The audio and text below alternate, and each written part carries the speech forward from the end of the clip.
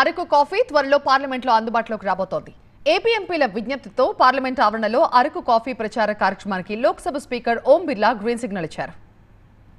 పార్లమెంట్లో అరకు కాఫీకి ప్రత్యేక స్థానం కల్పించేందుకు ఏపీ కూటమి నేతలు చేసిన ప్రయత్నాలు ఫలించాయి. పార్లమెంట్లో అరకు కాఫీ స్టాల్ ఏర్పాటు కోసం స్పీకర్ ఓం బిర్లా అనుమతిచ్చారు. ఈ సందర్భంగా కేంద్ర మంత్రి Rammohan Naidu, TDP MP Lavu Srikrishnadevarayalu, BJP MP CM Ramesh speaker Om బిర్లాను కలిసి అరకు కాఫీ ప్రాముఖ్యతను వివరించారు. ప్రపంచవ్యాప్తంగా ఉన్న కాఫీ ఉత్పత్తుల్లో అరకు కాఫీకి ప్రత్యేకమైన గుర్తింపు ఉందని, ఈ విషయాన్ని ప్రధాని మోదీ కూడా మన్ కీ బాత్ కార్యక్రమంలో ప్రస్తావించినట్టు రామ్మోహన్ నాయుడు స్పీకర్ కు తెలిపారు. ఏపీలోని మారుమూల గిరిజన ప్రాంతమైన అరకు వ్యాలీ ఈ కాఫీ పంటకు ప్రసిద్ధి చెందిందని వివరించారు.